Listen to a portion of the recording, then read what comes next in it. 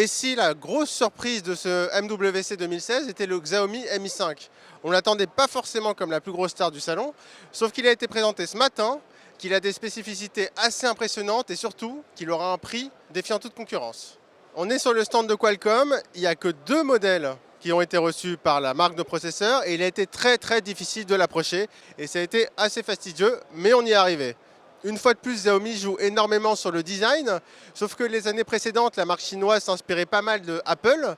Cette fois, c'est vraiment Samsung qui semble être la principale inspiration, avec un dos incurvé, ce qui est un peu l'inverse du Samsung Galaxy S7 Edge, qui est lui incurvé sur la face avant. Entre les mains, c'est très joli, surtout c'est très léger, les finitions sont premium, on a du métal évidemment.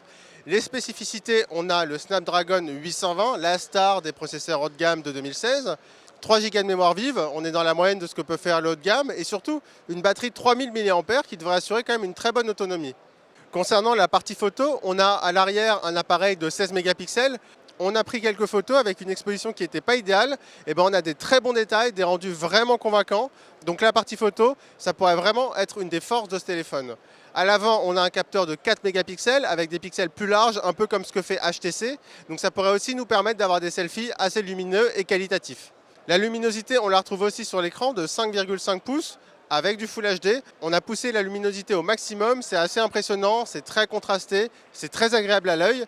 En extérieur, avec plein de soleil, a priori, il n'y aura aucun souci.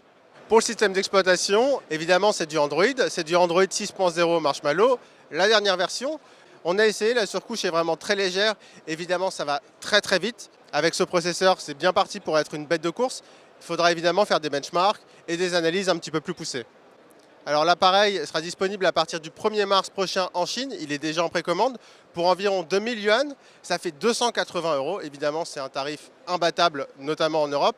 Sauf que le problème, c'est qu'en Europe, on n'est pas sûr qu'il sera disponible. Résultat, sur Salon, il y avait un modèle d'exposition et un modèle d'essai. Vous pouvez regarder.